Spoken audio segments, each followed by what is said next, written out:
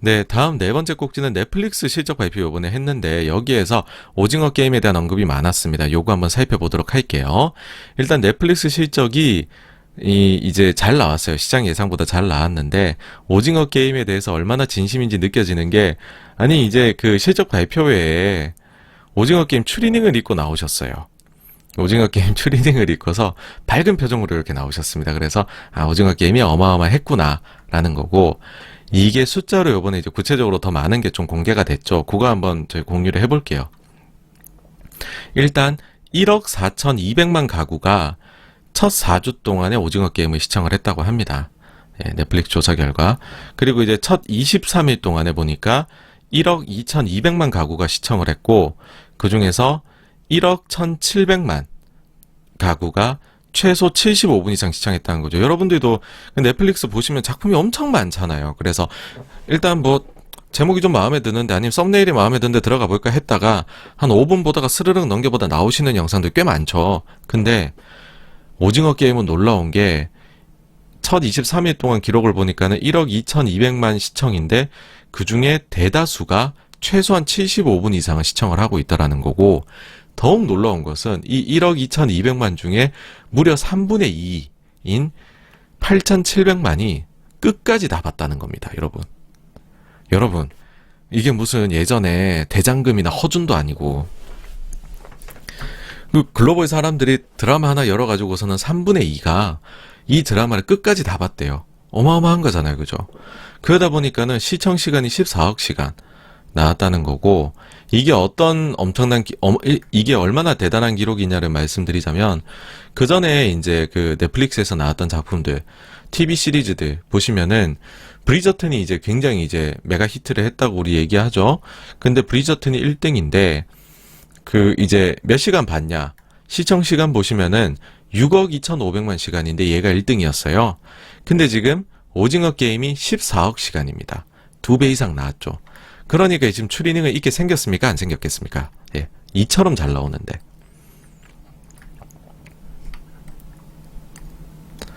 이게 이제 그러면은 뭐 요즘에 많이들도 얘기하는 게 넷플릭스 가지고서 넷플릭스가 오징어 게임 가지고 돈을 얼마를 벌었다더라 뭐 이런 얘기 많이 하잖아요. 흔히들 이제 하는 말이 한 220억에서 240억을 투자를 해가지고 지금 넷플릭스가 1조를 벌었다 이런 얘기 하는데 이제 내부 자료가 공개된 게 있죠. 이제 넷플릭스에서는 사실 이제 넷플릭스가 구독형 서비스다 보니까는 실제로 이거를 몇 번 클릭했다고 해서 이게 과연 얼마 매출을 발생했냐 이거를 우리가 볼 때에도 저희가 볼 때에도 딱 봐도 이게 사실은 계산이 결과 나오기 어렵겠잖아요. 그러다 보니까 넷플릭스에서도 임팩트 밸류라는 뭐 지표가 있대요. 그 임팩트 밸류라는 지표를 보니까 오징어 게임이 8억 9,110만 달러를 벌어들였다라는 거죠. 근데 제작 비용은 2,140만 불이었대요. 그러면은 요 임팩트 밸류를 제작 비용으로 단순 나눠보면 효율성이 투자 대비 해가지고 창출한 가치가 41.6배 나왔다는 겁니다. 근데 여기에다가 뭘 또 조정을 좀 해주나 봐요. 내부 이제 관리 지표로서 넷플릭스가. 그러면 조정 시청 지분이라는 이제 데이터가 있는데 그걸 하면 넷플릭스에서는 점수가 353점이다라고 합니다. 뭔가 이게 한 416 여기서 조금 조정하면 353 이런 게 나올 것 같죠. 그쵸? 뭔가 조금 더 넣었어요. 그쵸? 근데 잘 나왔다라고 하는 소위 말해서 넷플릭스에서 야, 이 작품 좋아. 후속작 만들어. 라고 하는 것들이 보면은 보통 점수가 9에서 10점이래요. 그러니까 넷플릭스에서 잘 된다고 하는 작품 대비해서 한 3, 40배 정도 잘 나왔다. 그러니까 진짜 메가 히트다라는 거는 사실이다라는 겁니다. 그러면은 이제 여기서 조금 더 썰을 풀어드리자면 제가 사실 이제 매니저로서 근무를 할 때 저의 포트폴리오 최상위권에 이런 기업들이 많이 있었죠. 저는 콘텐츠 엄청 좋게 봤었어요. 한국의 콘텐츠는 진짜 잘한다. 우리나라 사람들 진짜 잘한다. 이게 우리나라 미래 산업이다. 해가지고 가지고 있었는데 이제 그때 당시에 이제 어떤 매력이 있냐라고 보면 우리나라 사람들이 진짜 싸게 잘 찍어요. 한 가지 제가 이제 86권은 너 보기에도 콘텐츠 뭐 이런 거 우리나라 이런 것들 다 좋아하는데 왜 좋아하냐? 야, 도대체 싸게 찍는다는 게 뭐야? 라고 이야기들을 하시거든요. 그러면 하나 예시를 들어드리는 게 있습니다. 항상. 뭐냐 하면 여러분들이 이제 드라마 보시다 보면 이렇게 배우들이 이렇게 뭐 예를 들어서 대화를 나눠요. 그러면은 뭐 표정을 짓는 거를 앉아 있으면은 요각도에서도 표정 나오고 요각도에서 하고 요각도에서도 하고 해서 좀 다채롭게 표현을 해주잖아요. 그러면 저희가 안 질리고 좀 재미나게 볼 수 있잖아요. 그러면 이런 걸 어떻게 찍느냐라고 하면 해외는 배우가 연기를 한 번 해요.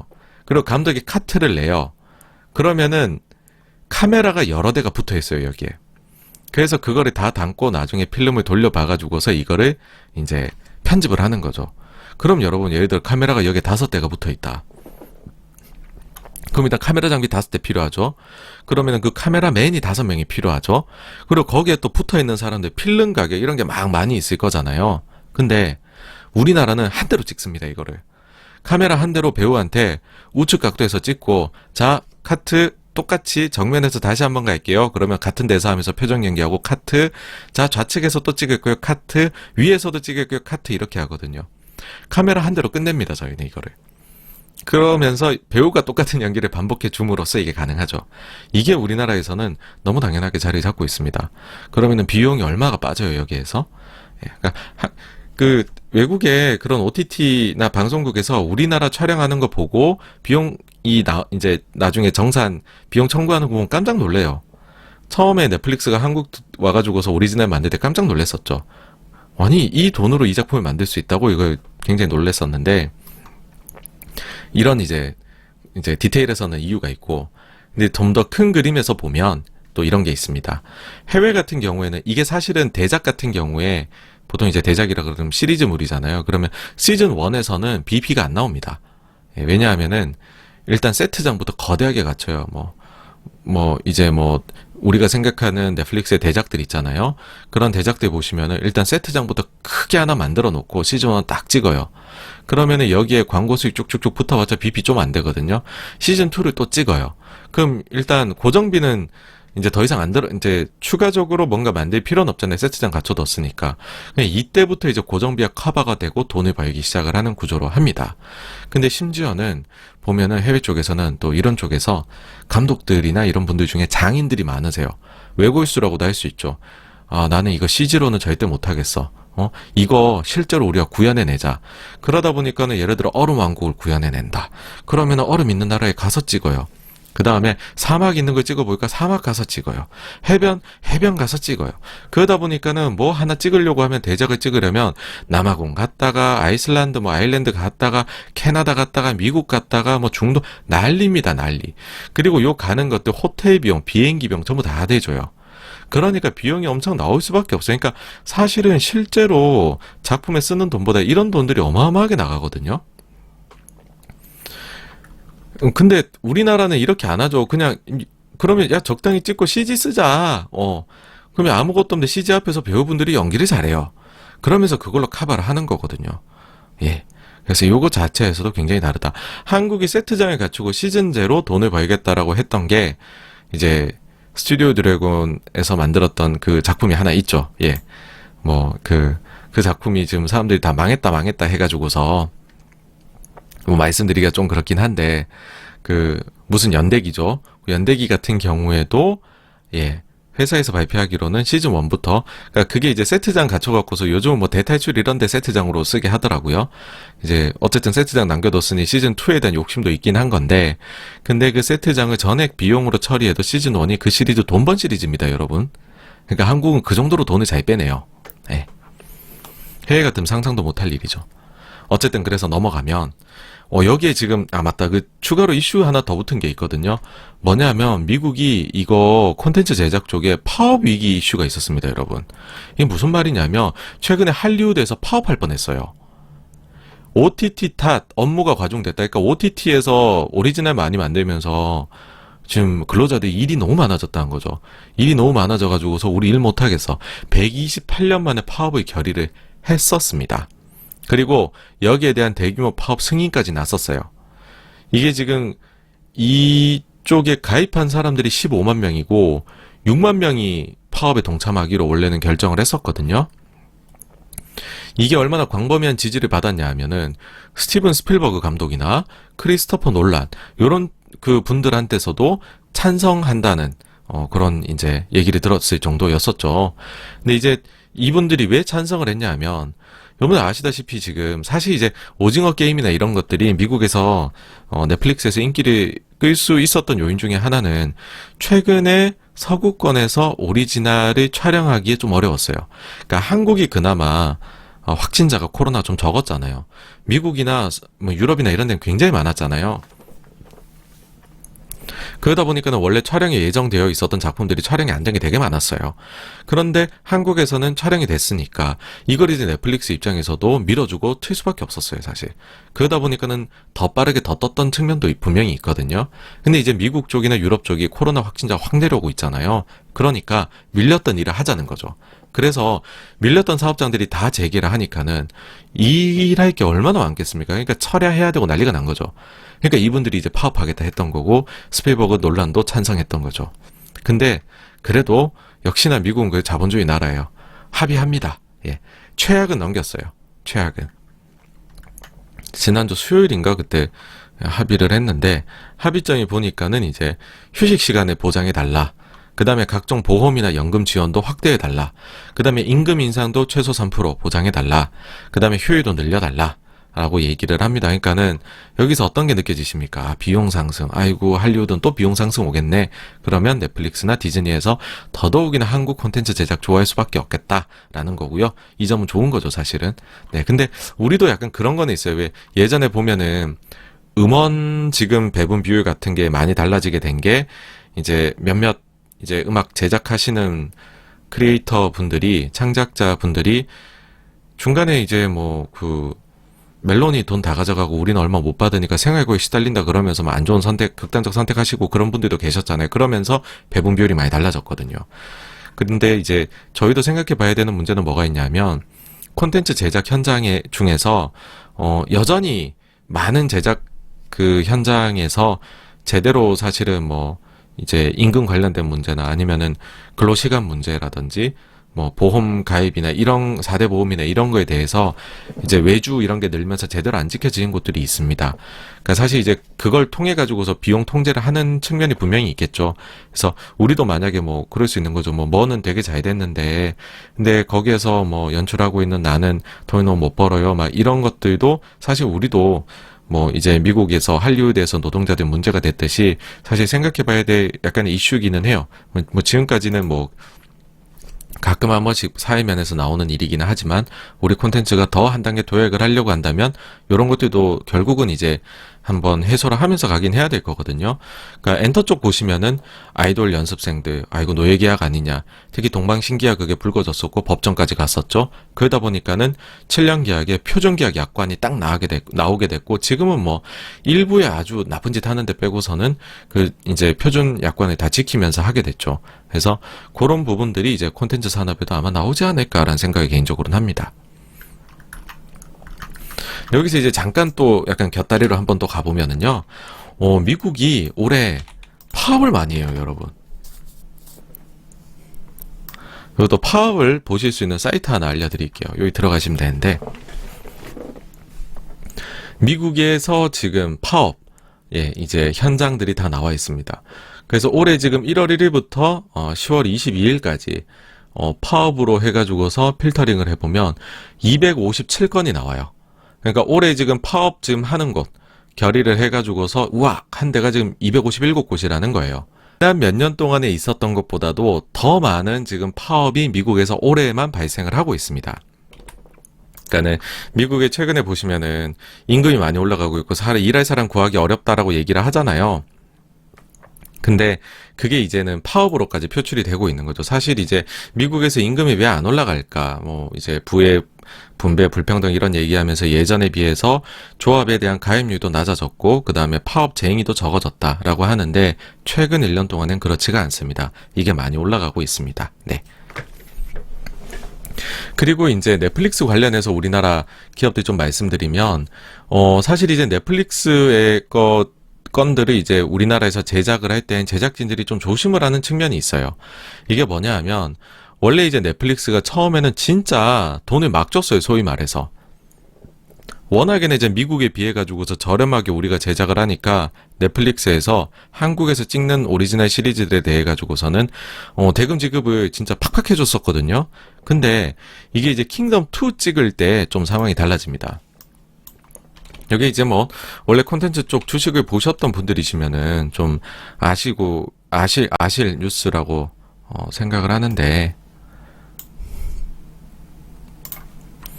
이게 보시면은 이제 19년도 4월의 뉴스 기사인데, 단독 회당 20억 넷플릭스 한국 드라마 킹덤 제작비 실사에 들어와 라고 합니다. 자, 복수의 업계 관계자에 따르면 넷플릭스는 최근 관련 직원을 한국에 파견해 사후 실사를 진행했다. 올해 초 이제 독점 공개한 좀비 드라마 킹덤의 제작비가 제대로 사용됐는지 구체적으로 확인하는 절차였다. 라는 거죠. 그래서 이제 비용 통제에 나서나 라는 이야기가 이때 나왔고, 사실은 이제 그러면서 요때 당시에 이제 콘텐츠 관련된 주식들이 좀 주가 안 좋았었죠. 아이고, 넷플릭스에서 돈을 되게 잘 주는 걸로 알고 있었는데 이제 실사 나와가지고서 보면은 이제 어떡하냐, 뭐 그렇게 얘기가 나왔었었죠. 그래서 이게 또 뭐 일해보신 분들은 아시겠지만은 서구 쪽 이제 그 기업들이 이런 거 한번 또 하게 되면 강하게 빡빡하게 보거든요. 그래서 이제 그 뒤에 좀 바뀐 게 뭐냐 하면, 이제 그 뭐 조선업 계약을 한번 예를 들어 드리면 그런 게 있잖아요. 조선업 같은 경우에 그 이제 헤비테일 계약이라 그래가지고서 배를 만드는데 완공되면 돈을 많이 주게, 그러니까는 원래 100원을 주기로 계약을 맺었는데 완공되면 80원 주는 거죠. 그럼 그 전에 내가 공사비는 이제 중간에 들어갈 게 많은데 그 전 짓고 있을 때 20원밖에 못 받는다. 그러면 빚내서 만들어야 되잖아요. 마찬가지로 지금 넷플릭스에서 제작하는 것, 그다음 최근에 이제 디즈니에서도 한국에 낼 건 많이 바뀌었거든요. 디즈니 오리지널이 이제 많이 나올 텐데 그런 것들도 보시면은 뒤에 돈을 많이 주는 구조예요. 지금 예전에 비해 그게 바뀐 점 중에 주요한 것 중에 하나입니다. 그러다 보니까는 이제 사실 콘텐츠 기업들이 시비 발행이나 이런 것들을 최근에 보시면 많이들 했거든요. 그걸 좀 할 수밖에 없었던 구조였다. 그래서 이게 진짜 초기에 넷플릭스 거를 수주해서 받아왔던 계약건들은 진짜 굉장히 진짜 꿀이었어요. 소위 말하면. 근데 지금 여전히 지금 좋습니다. 넷플릭스 받아오는 거는. 근데 약간은 이제 완전 꿀에서 적당한 꿀로 좀 변했다는 거고, 그리고 많이들 이제 콘텐츠 기업들 투자를 하시면서 그런 정보들도 심심찮게 받으실 겁니다. 아, 어떤 작품을 하기로 했는데 그러면은 여기가 마진이 몇 프로가 나오는데 뭐 30% 보장이래, 막 이런 얘기 하는데, 그거는 이제 그 앞 단어까지도 정확하게 아셔야 되는 거는, 저희가 이제 손익계산서 보시면은 매출액이 있고 매출 총이익이 있고, 거기에서 이제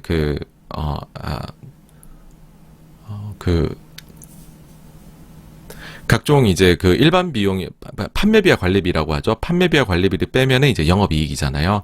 그 뭐 몇 프로라고 하는 거는 영업이익률은 아닙니다. 그거는 판관비를 떼기 전인 매출총이익률 기준으로 보통 마진들을 사람들이 얘기를 하면서 일감 받아오는 거거든요. 그래서 거기에서 비용은 조금 더 판관비 들어가는 거는 계산을 하셔야 된다. 그 점까지만 좀 조심해서 보시면 되지 않을까. 이고, 제가 볼 때는 제가 이제 콘텐츠 많이 투자할 때 그런 말씀들 하셔서 언제까지 가져갈 거냐, 이거 어디까지 좋아질 거냐 라고 하실 때 이제 그런 말씀을 항상 드려요. 이게 우리나라 지금 콘텐츠 기업들 굉장히 잘해도 뭐 이제 글로벌 업체들이 정액 계약만 계속 해가려고 할 거다. 근데 이게 어느 순간이 되면 그때부터는 진짜 우리가 잘 된다라는 거 느끼는 거는, 이제는 이익을 나눠 가지는, 쉐어하는 정률 계약이 나오게 될 거다. 그때가 되면 사람들이 와, 세상이 달라졌어라는 표현을 할 거고, 그때가 되면 엄청나게 주가는 날뛰고 있을 것이다. 그때까지 나는 이거 진짜 투자할 거예요. 그런 식으로 하면서 그때는 펀드에 담았었어요. 그래서 한 단계씩 그쪽으로 나아가고 있는 것 같아요. 아직은 사실은 요번에 비판들이 있죠. 굉장히 뭐 40몇 배, 1조를 벌어다 줬는데 고작 우리가 받는 돈이 200 몇 억밖에 안 되네. 우리 뭐 글로벌 OTT 하청이야, 이런 말씀들을 하시지만 그게 이제 정액 계약의 한계인 거고, 그런 점들이 있으면은 나중에 진짜 대작을 만든다라고 할 때는 우리 입장에서도 누군가는 정률 계약을 하자는 데가 나오게 되겠죠. 그때가 이제 진짜 우리나라가 그 대등한, 그런 측면, 대등한 입장에서 계약을 하는 거다. 그렇게까지 보시면 될 것 같고, 그때까지 계속 발전을 이어나가야 되겠죠. 네. 그때까지 잘 해내시지 않을까 굉장히 응원하는 마음을 가지고 있습니다. 네. 그래서 여기까지가 이제 네 번째 주제인 넷플릭스 오징어 게임 관련된 거였고요. 다음으로 넘어가겠습니다.